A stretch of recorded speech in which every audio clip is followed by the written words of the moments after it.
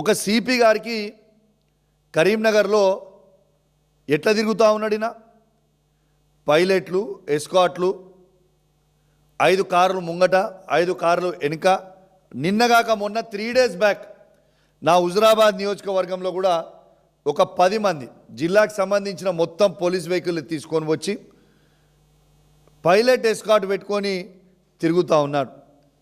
ఒక మాజీ మంత్రికి గన్మెన్ ఉంటలేడు, ఓ మాజీ ఎమ్మెల్యేకి గన్మెన్ ఉంటలేడు, కానీ సిపి గారికి గన్మెన్లు మాత్రం 2+2 గన్మెన్లు. ఇలా నక్సలైట్లు లేరని చెప్పింది గౌరవ డీజీపీ గారు చెప్తా ఉన్నారు కదా, మరి దేనికోసం సిపి గారికి అంత భయం అవుతుంది? ఎందుకు 5 ఎస్కాట్లు ముందల పెట్టుకుంటుండు, ఎందుకు 5 ఎస్కాట్లు వెనుక పెట్టుకొని తిరుగుతున్నాడు?